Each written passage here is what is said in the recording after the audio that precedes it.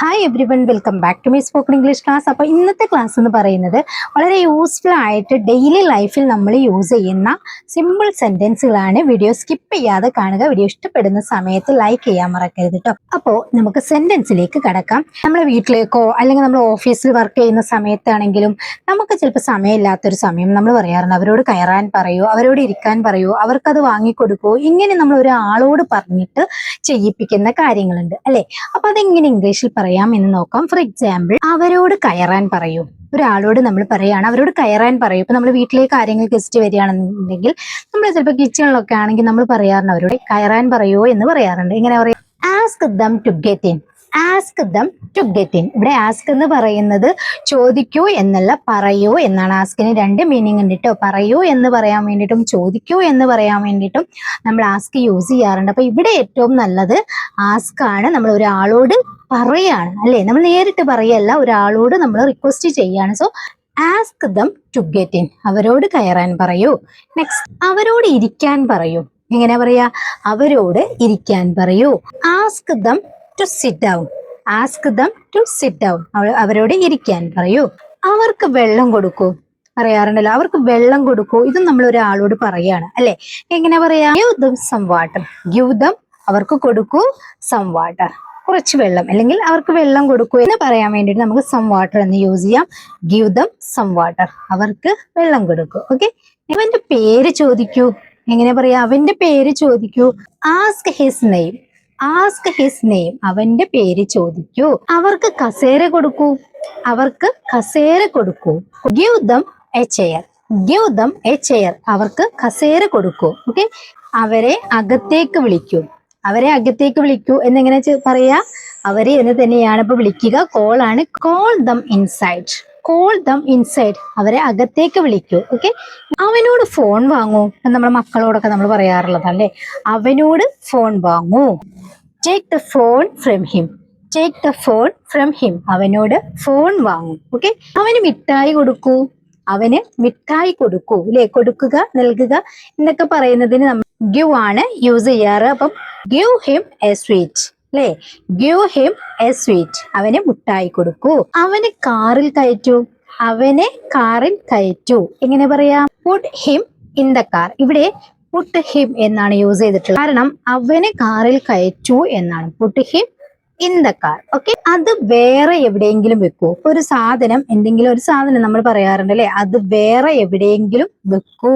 എങ്ങനെ പറയാ? Keep it somewhere else. Keep it somewhere else. Somewhere else എന്ന് പറഞ്ഞു കഴിഞ്ഞാൽ വേറെ എവിടെയെങ്കിലും എന്നാണ് അല്ലെ. അത് വേറെ എവിടെയെങ്കിലും വെക്കൂ. Keep it somewhere else. Okay.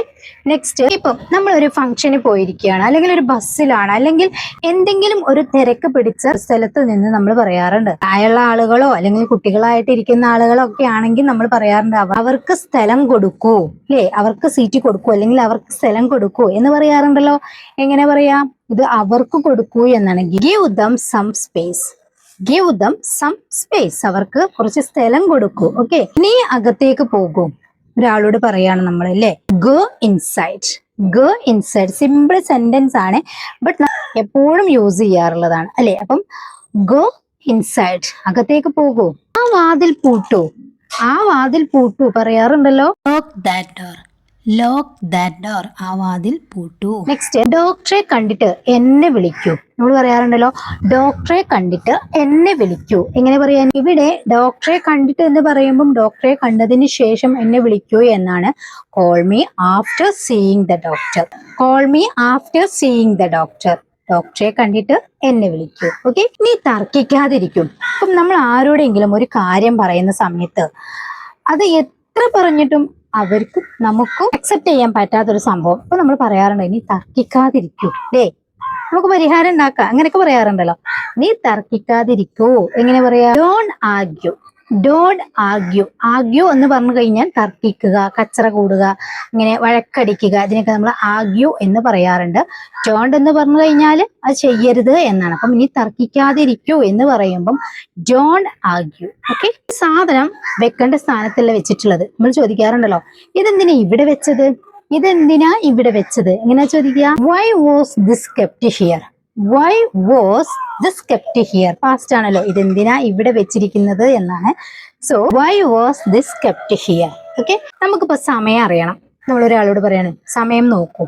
Check the time, check the time. സമയം നോക്കൂ. വൈകി പോകല്ലേ, സ്കൂളിലേക്കാവാം, ഓഫീസിലേക്കാവാം, ഇനി എവിടേക്കെങ്കിലും അല്ലെ, ഡോക്ടറെ കാണിക്കാനാവാം. വൈകി പോകല്ലേ എന്ന് പറഞ്ഞു കഴിഞ്ഞാൽ വൈകി പോകരുത് എന്നാണ്. എങ്ങനെ പറയും?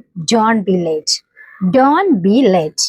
വൈകല്ലേ, അല്ലെങ്കിൽ വൈകി പോകല്ലേ, അല്ലെങ്കിൽ വൈകരുത് എന്നൊക്കെ പറയാൻ വേണ്ടിയിട്ട് ഡോണ്ട് ബി ലേറ്റ് എന്ന് നമുക്ക് യൂസ് ചെയ്യാം. ഓക്കെ, നമുക്ക് 7 മണിക്ക് പോകാം, നമുക്ക് 7 മണിക്ക് പോകാം, നമുക്ക് പോകാം. Let's go at 7 o'clock. Let's go at 7 o'clock. നമുക്ക് 7 മണിക്ക് പോകാം അല്ലേ. 7 മണി കഴിഞ്ഞാൽ ഉടൻ ഞാൻ വരാം. എങ്ങനെ പറയാം? 7 മണി കഴിഞ്ഞാൽ ഉടൻ ഞാൻ വരാം. നമുക്ക് 2 രീതിയിൽ പറയാം. ഈ ഉടൻ എന്ന് പറയാൻ വേണ്ടിയിട്ട് ഇമ്മീഡിയറ്റ്ലി യൂസ് ചെയ്യാം, ആസ് സൂൺ ആസ് യൂസ് ചെയ്യാം അല്ലെ. ഒരു കാര്യം കഴിഞ്ഞ ഉടനെ എന്നാണ്. അപ്പം 7 മണി കഴിഞ്ഞ ഉടനെ ഞാൻ വരാം. എങ്ങനെ പറയൂ? I will come immediately after 7 o'clock. I will come immediately after 7 o'clock എന്ന് പറയാം. ഇനി നമുക്ക് ആസ് സൂൺ ആസ് യൂസ് ചെയ്യുകയാണെങ്കിൽ ഇമ്മീഡിയറ്റ്ലിക്ക് പകരം ആസ് സൂൺ ആസ് യൂസ് ചെയ്ത് പറയാം. ആസ് സൂൺ ആസ് യൂസ് ചെയ്യുകയാണെങ്കിൽ ചെറിയൊരു മാറ്റം വേണം. I will come as soon as it's 7 o'clock എന്ന് പറയണം. ഇമ്മീഡിയറ്റ്ലി ആണെങ്കിൽ ആഫ്റ്റർ 7 o'clock എന്ന് പറയണം. എന്തുകൊണ്ടാന്ന് വെച്ച് കഴിഞ്ഞാൽ ഇത് ഇമ്മീഡിയറ്റ്ലി എന്ന് പറഞ്ഞു കഴിഞ്ഞാൽ വൈകാതെ, ആ സമയത്ത് എന്നൊക്കെ പറയാൻ വേണ്ടിയിട്ടാണ്. ആസ് സൂൺ ആസ് എന്ന് പറഞ്ഞു കഴിഞ്ഞാൽ കഴിഞ്ഞ ഉടനെ എന്നുള്ളതാണ്, വലിയ വ്യത്യാസമൊന്നുമില്ല. അപ്പൊ നമ്മള് I will come immediately after 7 o'clock എന്ന് പറയാം, അല്ലെങ്കിൽ I will come as soon as it's 7 o'clock എന്ന് പറയാം കേട്ടോ. ഏത് വേണമെങ്കിലും യൂസ് ചെയ്യാം. ഞാൻ 7 മണി കഴിഞ്ഞ ഉടനെ വരാം. ഓക്കെ, 7 മണിക്ക് ബസ് ഉണ്ടോ? ഇങ്ങനെ ചോദിക്കുക. 7 മണിക്ക് ബസ് ഉണ്ടോ?